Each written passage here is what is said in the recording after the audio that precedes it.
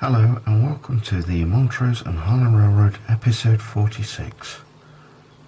Today we have a look at track cleaning, my new locomotive, and we have a look at new scenic feature which is in preparation.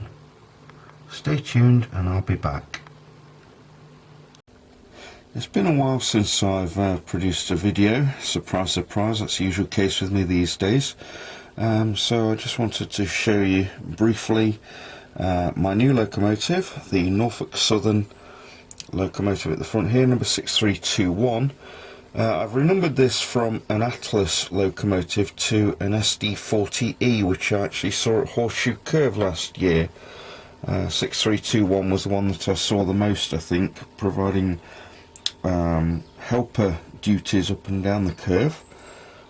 It runs very nicely, and I've just finished renumbering it.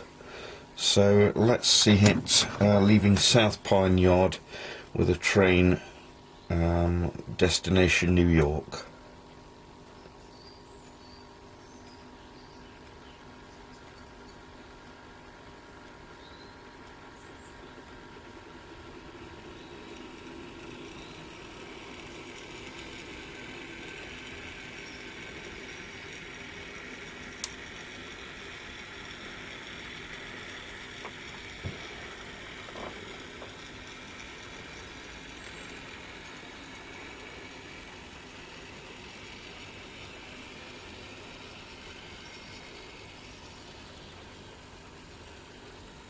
A train of my favourite state cars.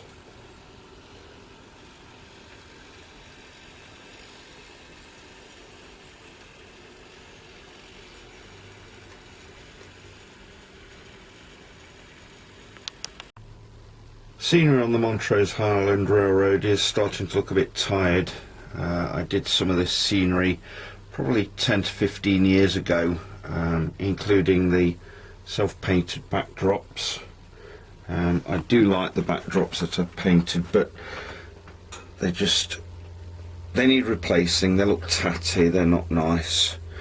So I'm ordering a photographic backdrop disc off the internet.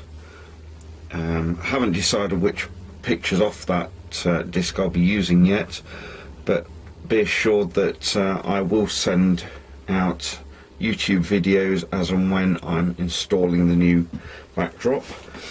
Also, this area here is looking a bit blank. It actually had my Interstate on there. I was never totally happy with it. It seemed to be floating over the tracks.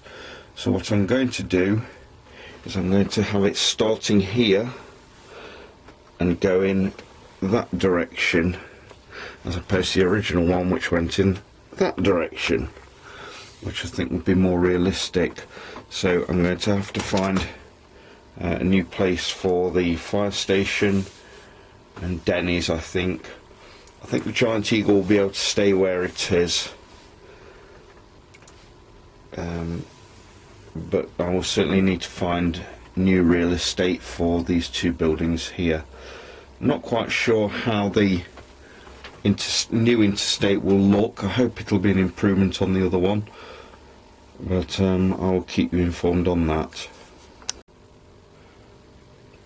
One of the problems of having a layout in the shed is dirty track, and especially dirty switches. So the main part of this video is to show you how I try and keep my track clean and also try and keep the switches clean. Here's a before shot. As you can see, the loco keeps stuttering. Sometimes it will go through, other times it will stop totally dead. As you can see, it stopped again there.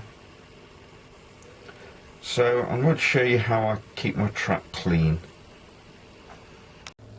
Step one in the process, and always a really good step, whatever you're going to use on your track, is to clean it with a track rubber. We have them made by Pico in the UK, and I think in America you have something called a Bright Boy, Also, Woodland Scenics make a very good rubber, which is two-sided. It's got a slightly abrasive side here, and this one is rubber. You can see how much I've used it. This was actually a pale grey colour when I first got it. You can see how much dirt I've actually got off the track just using this item. So this is a very good start. And it's also always my go-to item if I'm making a start on cleaning track. Another item which Woodland Scenics use is this item here. It comes in a set called a tidy track and comes with 4 different sets of pads which you can chop and change whenever you like. Again, on this one I've got an abrasive pad here, and I've also got a more softer pad here which I use regularly. And this one, pretty much the same.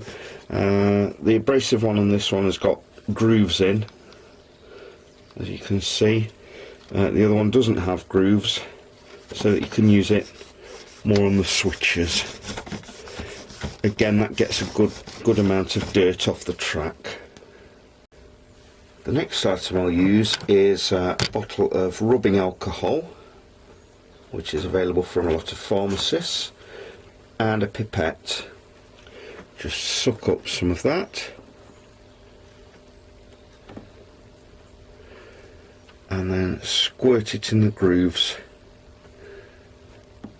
on the switch, on the point.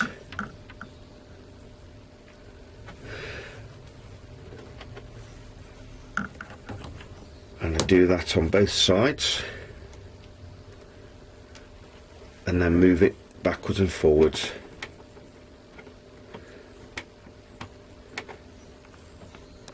I've poured the rubbing alcohol into a smaller container now so that I can get more into the pipette.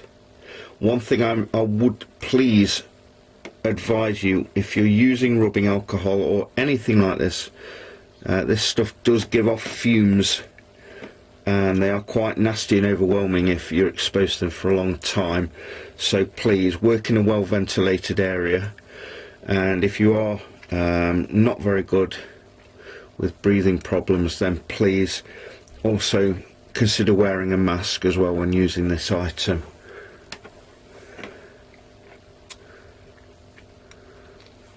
Okay, so I've got quite a lot in there. Next stage is I'm going to take a needle file. I'm going to get a J-cloth and wrap the needle file in the J-cloth, and then rub that backwards and forwards along the switch blades.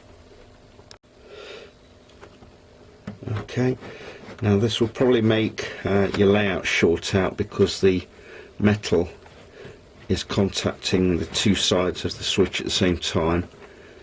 You can see there already just a few rubs along there. Some of the dirt is already coming off onto the J-cloth.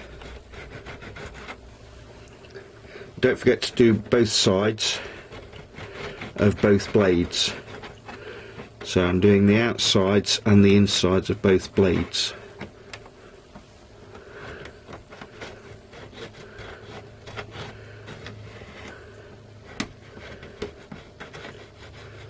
Honestly, cleaning switches is one of my worst jobs. Now I've rubbed all the way through the J-cloth, as you can see. Don't worry too much about that. However, you can now see the amount of dirt which has come up just from one cleaning. Hopefully now the locomotive should run better through that switch. We'll have a look.